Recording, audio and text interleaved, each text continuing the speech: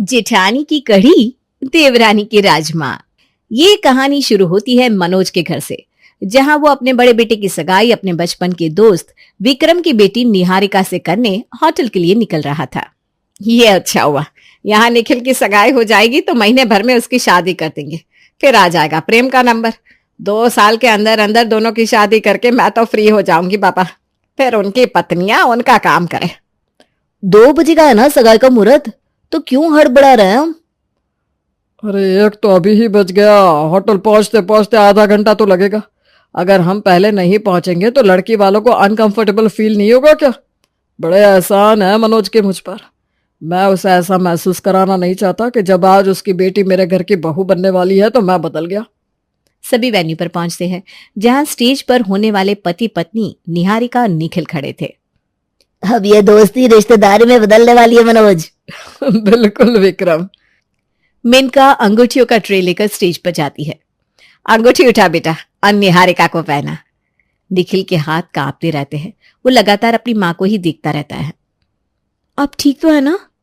मुझे ये रिश्ता नहीं करना। क्या? फिर से कहिए, क्या बोला आपने? मुझे माफ कर दो निहारिका, मैं किसी और लड़की को पसंद करता हूं। मैं ये सगाई नहीं कर सकता। सगाई के वक्त मेहमानों के सामने लड़का अगर रिश्ते के लिए ना कर दे तो दुल्हन पर क्या बीते। अरे गेस्ट भी हैरान हो गए। निखिल की बात सुनकर भागता हुआ विक्रम स्टेज के ऊपर जाता है और निखिल का कॉलर पकड़ लेता है। मनोज 10 बार पूछा था कि नहीं मैंने इस लड़के से। ये ड्रामा करने के लिए हाँ कहा था इसने। मेरी बेटी के सर पर मां नहीं है, पर मैं ही इसका बाप हूं, मैं ही इसकी मां। आज तक मैंने अपनी बेटी के आंख में एक आंसू नहीं आने दिया, और तूने उसे रुलाने की हिम्मत की। मैं बात करता हूं ना, तू शांत रहे भाई। बोल निखिल, और कितनी बदनामी करवाएगा हमारी? मेरी लाइफ में कोई और है पापा, पर आपके बचपन के दिए वादे के पीछे आपने मेरी तरफ से हाँ कर दी। झूठ मत बोल निखिल, तेरे पापा ने तुझे 4-5 बार पूछा था। हाँ, पर पूछने के पहले तो ये कह देते थे कि हमारा जो भी बिजनेस हुआ है वो विक्रम के कारण हुआ, वरना सड़क पर होते हम। विक्रम ने पैसे दिए थे, उसने मदद की थी। 24 घंटे पापा अंकल का गुणगान करते रहते थे, तो क्या करता था मैं? प्रेशर में आकर हाँ कर दी मैंने। तेरे पापा शायद तुझे ये बताना भूल गए बेटा कि विक्रम कितना बड़ा गुंडा था। जिस जमीन पर तुम लोगों का रेस्टोरेंट है ना, उसके लिए 10 लाख रुपए मैंने ही दिए थे, वो भी आज से 12 साल पहले। तो आज के वैल्यू के हिसाब से मेरे पैसे रिटर्न करो अभी के अभी। सगाई का माहौल कब लड़ाई में बदल जाता है कोई नहीं समझ पाता। ना यहाँ मनोज के हाथ में पैसे थे, ना विक्रम कुछ भी सुनने को तैयार था, और दोनों परिवारों की इज्जत बचाने प्रेम स्टेज पर जाता है और अंगूठी निहारिका को पहना देता है। पापा ने वादा किया था ना अंकल कि उनके बेटे से आपकी बेटी की शादी होगी, तो वो तो होगी ही। निखिल से ना सही, मुझसे ही सही। आहा, सभी की नजरों में प्रेम की इज्जत बढ़ जाती है। यहाँ प्रेम और निहारिका की शादी होती है, वहाँ निखिल अपनी प्रेमिका रमा को दुल्हन बनाकर अपने घर ले आता है। सवेरे सवेरे खाने के टेबल पर। मैं क्या कह रहा था पापा, खाने में जरा फेरबदल करने की जरूरत है, क्योंकि कस्टमर की रेंज बहुत नीचे जा रही है। तो तुम्हें जो समझ में आता है कर लो बेटा। वही तो समझ में नहीं आ रहा ना पापा, क्योंकि बिजनेस की हालत ऐसी है कि अब सही से नहीं संभाला तो मार्केट से पैसे उठाने पड़ेंगे। मैं कुछ बोलूं? दुनिया भर के रेस्टोरेंट में खाना खाया है मैंने, पर हर रेस्टोरेंट की एक अलग खासियत होती है जो कि हमारी नहीं है। हर डिश को इम्पोर्टेंस देने से बेटर है कि किसी एक डिश पर फोकस किया जाए, कुछ ऐसा जो घर की याद दिलाए। वो तो ठीक है बेटा, अब एक नए डिश के लिए नया कुक भी तो लाना पड़ेगा। खर्च कम करने हैं, बढ़ाने थोड़ी ना है। बात करते हुए सभी निहारिका के बने हुए राजमे को टेस्ट करते हैं। क्या राजमा बनाया है तुमने निहारिका, वाह। पर निखिल की बात पर कोई रिस्पॉन्ड नहीं करता। ऐसे ही घर के खाने की कमी है रेस्टोरेंट में। तुमने ये खाना कैसे बनाया बहू? हमारे शेफ को बता देना, एक राजमा भी ऐड करवा देते हैं। कैसा रहेगा प्रेम? मैं क्या कह रहा था पापा? मेरा खाना तो हो गया मेनका जी, मैं निकलता हूँ। और एक एक करके सभी टेबल से उठ जाते हैं। ना ही खाने के टेबल पर ना कहीं और निखिल को इज्जत मिल रही थी, और वैसा ही बर्ताव रमा के साथ भी हो रहा था। रमा अपनी सास के पास उनके कमरे में जाती है। नाश्ता निहारिका ने बनाया तो दोपहर का खाना मैं बना लेती हूँ मम्मी जी। बताइए क्या बना दूं? हम तो एक ही बहू लेकर आए हैं बेटा, और वो हमारा ख्याल अच्छे से रख रही है। तुम्हें जो बनाना है अपने पति के लिए बना लो। इसमें मेरी क्या गलती? हे भगवान। बेचारी रमा, उसकी लाख कोशिशों के बाद भी उसके ससुराल में उसे इज्जत नहीं मिल रही थी। और मिलती भी कैसे, जब ससुराल में पति की इज्जत ही ना बची हो तो बहू को पूछे कौन। एक रात निखिल रमा से कहता है, तुमने कुकिंग क्लास लिए थे ना रमा? नहीं लिए थे। भूल गए क्या? तुम ही तो सामान लाने के बहाने मुझे कुकिंग क्लास छोड़कर जाते थे, और वो करी चावल खाने जो रात को 12 बजे मेरे घर के बाहर पहुंच जाते थे। हाँ भाई, बीवी हूं ना अब, गर्लफ्रेंड की बातें याद रहती थी, बीवी बनती सब भूल गए तुम। तो तुम्हें वही हाथ का जादू फिर से दिखाना होगा रमा। एक रेस्टोरेंट का फैमिली बिजनेस है हमारा। अब इस सब के बाद पापा उस रेस्टोरेंट में मुझे पैर भी नहीं रखने देंगे, और वैसे भी वो रेस्टोरेंट ऑलमोस्ट बंद होने की कगार पर है। मैं एक नया काम शुरू करने की सोच रहा हूं, पर हाथ में इतने पैसे भी नहीं है। आज के जमाने में तुम पैसों की टेंशन क्यों कर रहे हो? स्टार्टअप का जमाना है। मैंने सोच लिया है क्या करना है, कैसे करना है। हम हमारे रेस्टोरेंट के ठीक सामने अपना स्टॉल लगाएंगे करी चावल का। ना एसी का खर्च, ना रेस्टोरेंट के लिए डिपॉजिट देने की टेंशन। हमारे पार्किंग में दादाजी की जो पुरानी टूटी फूटी वैन रखी है ना, उसे निकालो, वही बनेगा हमारा चलता फिरता रेस्टोरेंट। Are you sure? और ठीक एक हफ्ते बाद रमा और निखिल उनके दादाजी के पुराने खटारा वैन को रेनोवेट करके अपना फूड काउंटर बना लेते हैं, करी चावल वैन स्टॉल।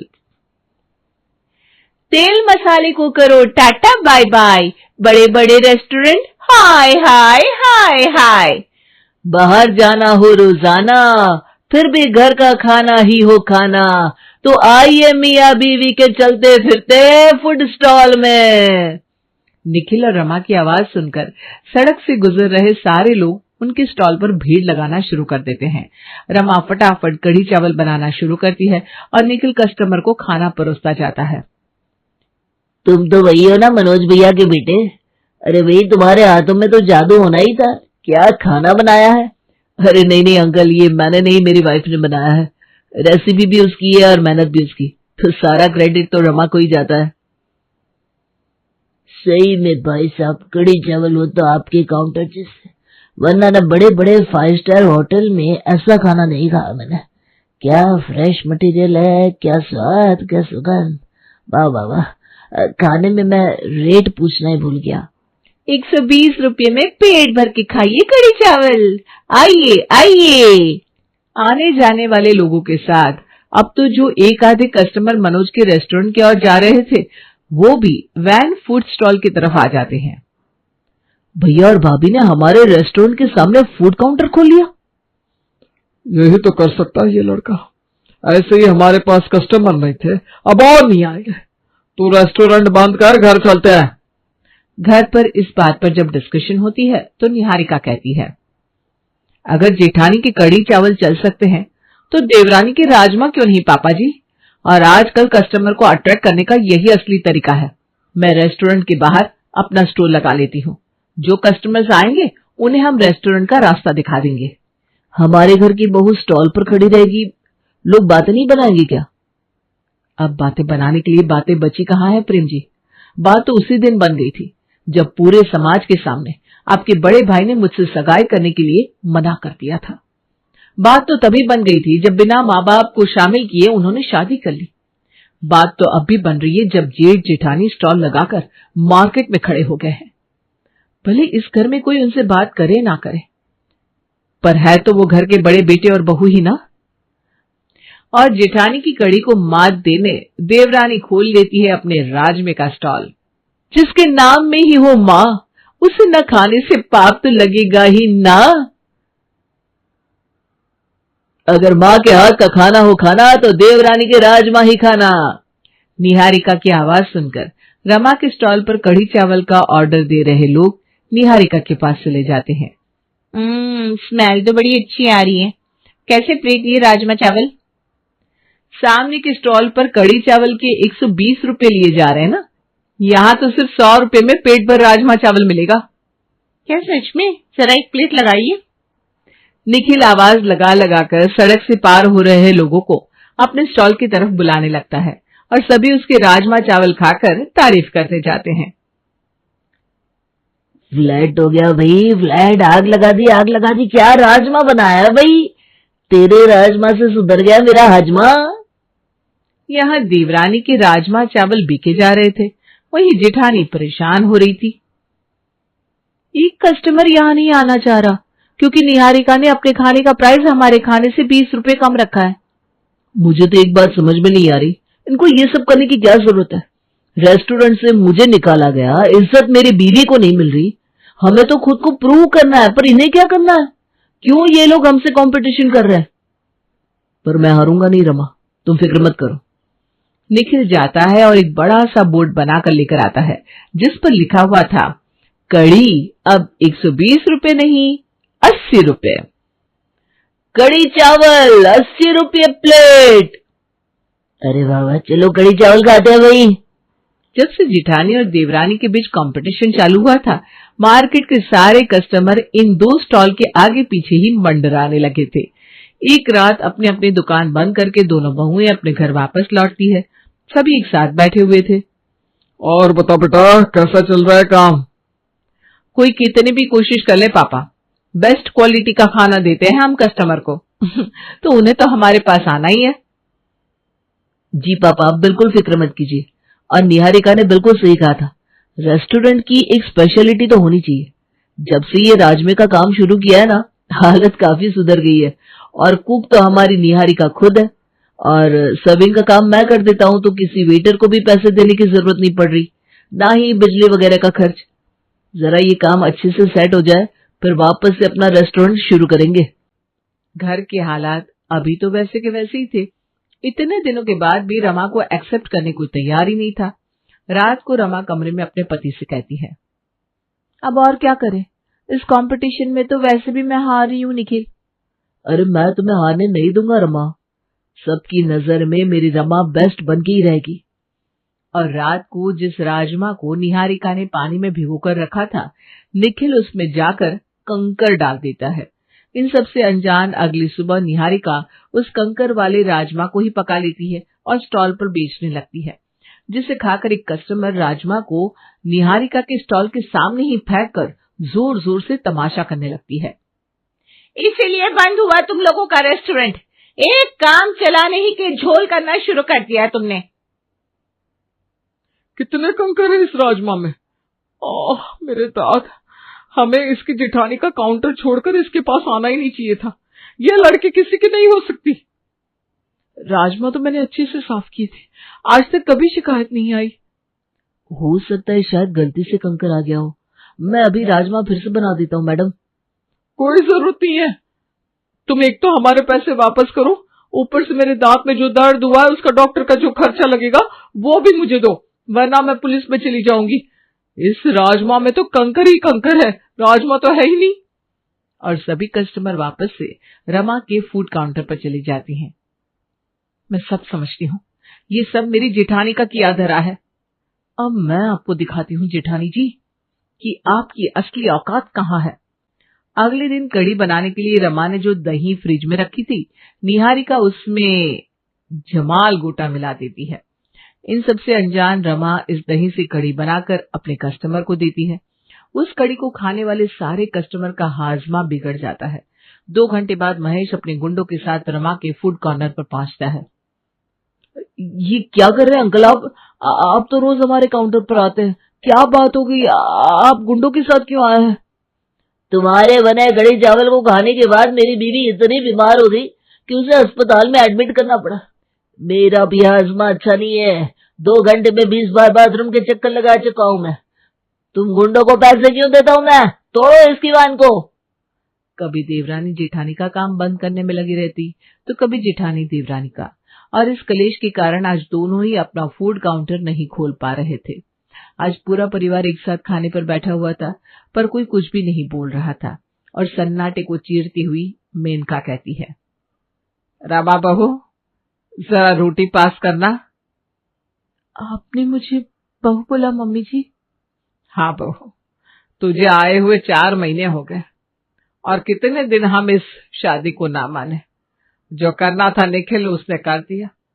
इस कलेश के कारण अब सारी दूसरी चीजें भी बिगड़ रही है। क्या फायदा हो रहा है इस रोज रोज की लड़ाई का? जो होना था सो हो गया। बात तो ठीक कह रही है मेनका जी। पैसे तो रमा भी कमा रही थी और तुम भी, पर दूसरे को खुद से पीछे करने में तुम दोनों ही अपने काम से हाथ धो बैठी। कस्टमर को कढ़ी भी पसंद है और राजमा भी।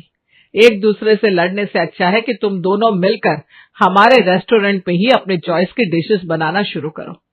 हमारा काम तो ऐसे ही बंद था। अगर सब कुछ चल गया तो समझेंगे सोने पर सुहागा, अगर नहीं हुआ तो वरना कुछ और सोचेंगे। और आज पूरे 4 महीने के बाद मनोज के रेस्टोरेंट का शटर ऊपर होता है। शेफ की जगह पर जाती है घर की दोनों बहुएं। जेठानी बनाती है कढ़ी तो देवरानी बनाती है राजमा। कई दिनों के बाद आज रेस्टोरेंट में फिर से भीड़ उमड़ आती है। खाने में कोई कमी तो नहीं रही ना सर? अगर कोई कमी है तो फीडबैक जरूर दीजिएगा। अरे बिल्कुल भी नहीं मनोज भाई साहब, आपका रेस्टोरेंट आज का थोड़ी ना है। 10 साल हो गया आपके रेस्टोरेंट को, आज भी A1 क्वालिटी दे रहे हैं आप। हाँ, बीच में भले 19-20 हो गई थी चीजें, पर ये तो किस्मत की बात है। अब सब ठीक है ना? हाँ जी, राम जी की कृपा से सब कुछ ठीक है। निखिल अपनी नजर स्टॉक पर रखता है तो प्रेम कस्टमर को एंगेज रखता है। मनोज बिलिंग का काउंटर संभालता है। मेनका घर संभालती है और सभी की मेहनत से वापस से इनका फैमिली बिजनेस चल पड़ता है। एक रोज, एकता में ही भलाई है, आखिरकार सबके एकजुट होने से चल पड़ा ना रेस्टोरेंट। नहीं मम्मी जी, ये कोई बात नहीं हुई। फर्क तो पड़ता है, मेरे राजमा के कारण ही कस्टमर ज्यादा आ रहे हैं, है कि नहीं प्रेम?